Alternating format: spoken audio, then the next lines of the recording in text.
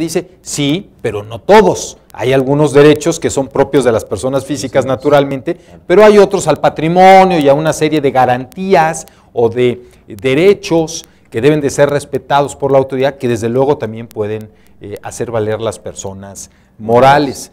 Aquí la situación se complica un poquito más en el caso nuestro, porque en Europa, donde está la Convención de Estrasburgo, que es algo parecido a nuestra Convención Americana de Derechos Humanos, sí hay un artículo específico que a las personas morales les concede ciertos derechos humanos, lo que no tenemos nosotros en la Convención Americana. Y entonces esto genera pues, una cuestión de interpretación y los tribunales van a tener que ir definiendo.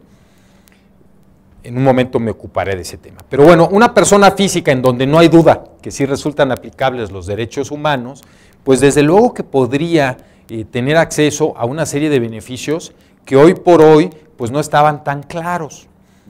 ¿Cuáles serían de estos beneficios? Bueno, hay una serie de convenciones que ha firmado el gobierno mexicano que están desde la Declaratoria de los Derechos Humanos de la ONU y muchas otras convenciones en donde se ha reconocido el derecho a tener una vida digna y a tener un mínimo existencial, que la Corte le ha llamado el mínimo vital, ¿no? De poder tener los suficientes ingresos necesarios para poder cubrir de alguna manera una vida digna, y que haya podido tener también el derecho a una pensión, a una jubilación o a un tratamiento digno frente a la ley. Y de ahí surgen las inquietudes de que, por ejemplo, hasta qué punto o a partir de qué momento la legislación de algún país debe de reconocer que hay ingresos que no deberían de estar sujetos a un gravamen.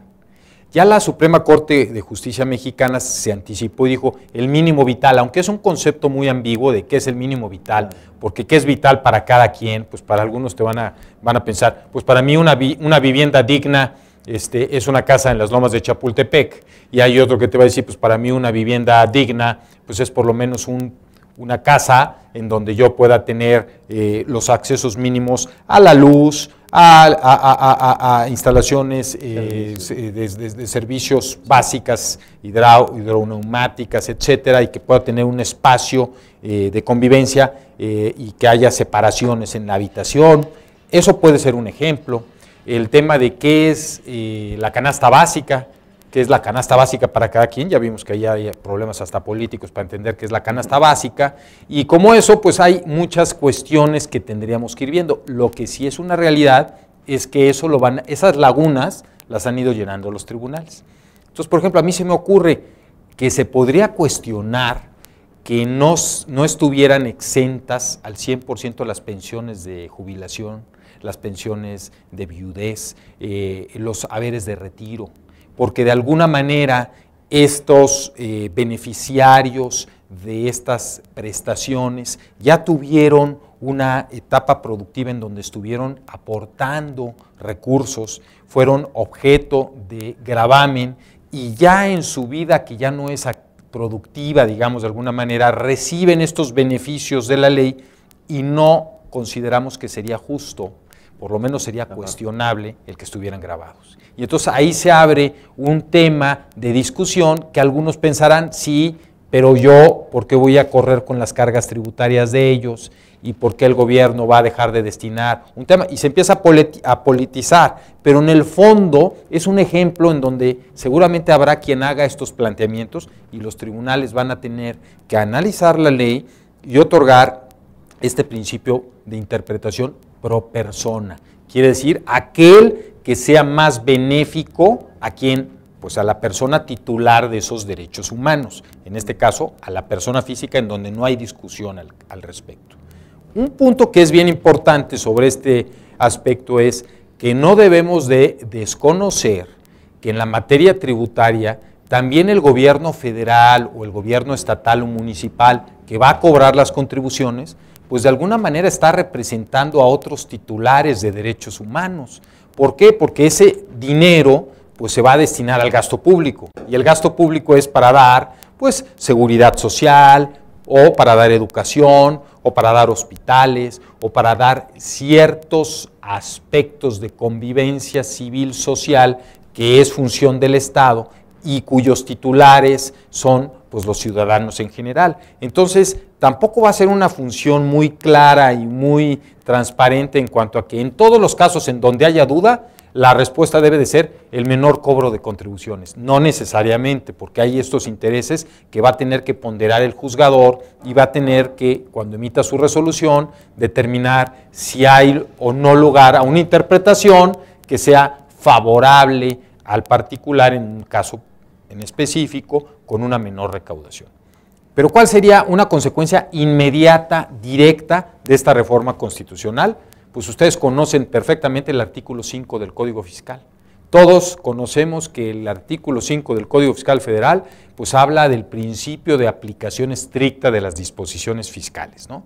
En el sentido de que todas las disposiciones que establezcan cargas a los particulares y son aquellas que se refieren al sujeto, al objeto, a la base, a la tasa, se aplican de manera estricta.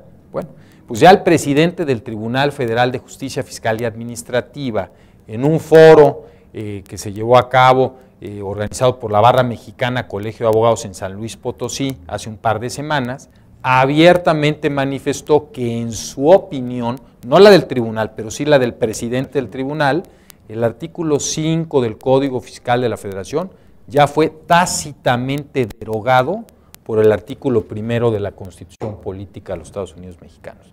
Lo que quiere decir que las disposiciones fiscales primero se interpretan a través del método de interpretación que considere conveniente el juzgador y una vez interpretadas se podrá o no ver si aplica el artículo 1 de esas interpretaciones, cuál favorece más al contribuyente y después se hace su aplicación estricta.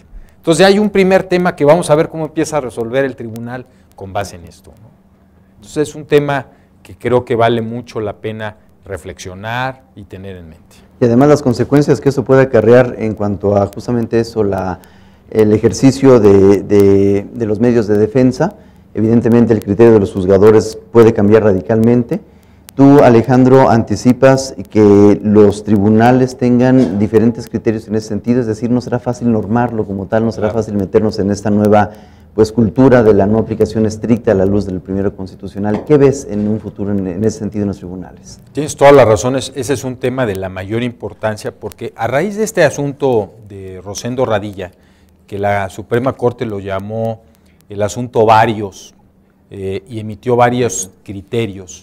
En esos criterios habla de lo que se conoce, para ustedes los contadores, luego los abogados usamos una jerga jurídica bastante,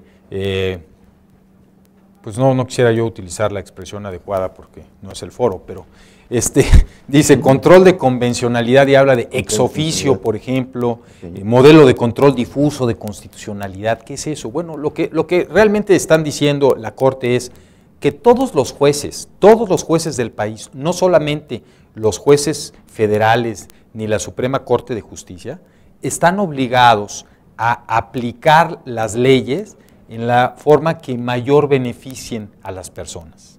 Es el control ex oficio.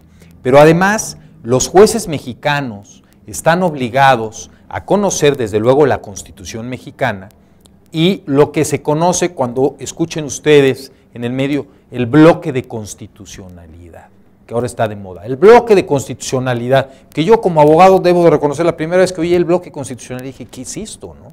Bueno, pues el bloque de constitucionalidad no es otra cosa, sino que nuestro sistema jurídico, con motivo de esta reforma de junio del año pasado, ya no solamente se compone por la Constitución y por las leyes y reglamentos que de ella deriven, sino también por todos los tratados internacionales que haya celebrado el gobierno mexicano y también, fíjense qué importante esto, por los criterios vinculantes, o sea, las resoluciones que los tribunales internacionales hayan emitido en materia de derechos humanos, que hayan condenado al Estado mexicano. O sea, por ejemplo, el caso Rosendo Radilla no es el único, hay muchos otros casos, en donde un tribunal internacional, en este caso la Corte Interamericana de Derechos Humanos, condenó al Estado mexicano a implementar dentro de su legislación una serie de medidas para respetar derechos humanos. Entonces, todos estos criterios que se pueden consultar, que son públicos, que hay que hacer una labor de investigación, pero son públicos, entrando a las bases de datos de la Corte, por ejemplo, Interamericana de Derechos Humanos, ahí se puede empezar a ver cuáles son los derechos humanos de las personas. Y por ahí podemos empezar a hacer una investigación para llegar a concluir qué es el bloque de constitucionalidad. Bueno, todo este bloque de constitucionalidad debe de conocerlo cualquier juez mexicano. Es una cuestión muy ambiciosa porque tú y yo sabemos que desafortunadamente muchos jueces pues no conocen ni siquiera todas las leyes mexicanas y no todos los reglamentos. Ahora imagínense si van a conocer todo este bloque de constitucionalidad. Creo que es una visión muy idealista, pero bueno, ese es el mensaje de lo que dijo la Corte y lo que dijo fue, todos los jueces están obligados a conocerlo. Ahora, si un juzgador cuando le plantean un tema, vamos a imaginar en este caso el Tribunal Federal de Justicia Fiscal y Administrativa. Llega un particular, le plantea un tema de interpretación de una ley fiscal o de un tratado internacional, ¿sí? Bueno, el juzgador va a tener la obligación y la facultad de concluir si el artículo que se le está aplicando al particular en un control ex oficio de convencionalidad y de constitucionalidad, si ese artículo viola la Constitución o viola un tratado internacional llevado a cabo por el gobierno mexicano. Vamos a imaginarnos que el magistrado que está conociendo el asunto en el Tribunal Federal de Justicia Fiscal y Administrativa dice, oye, como ya sucedió en la ley aduanera, hace poco la Sala Superior del Tribunal dijo, este artículo de la ley aduanera, desde mi punto de vista, viola un tratado internacional. ¿Qué hizo en ese caso el Tribunal Federal de Justicia Fiscal y Administrativa de la Sala Superior? Dejó de aplicar el artículo. Fíjense, hay una diferencia muy importante. Sabemos que la Corte y los jueces de distrito en lo que se llama el juicio de amparo son los únicos que eso sí tienen la facultad de declarar inconstitucional un artículo a través de otorgar el amparo y impedir que se le aplique ese artículo al particular. Bueno, acá no hay una declaratoria de constitucionalidad formalmente del juez, pero el juez dice, desde mi punto de vista es cuestionable que respeta la Constitución o creo que no respeta un tratado internacional, entonces no se lo aplico. No lo declaro inconstitucional porque no tengo esa facultad, sí, pero el efecto es muy parecido. No se lo aplico y resuelvo sin aplicarle esa disposición. ¿Esto qué va a generar? Lo que tú muy bien dices, Jorge. Esto va a generar que los jueces van a aplicar en algunos casos a su leal saber y entender cuándo sí y cuándo no, lo que va a generar un problema de seguridad jurídica y probablemente de Estado de Derecho.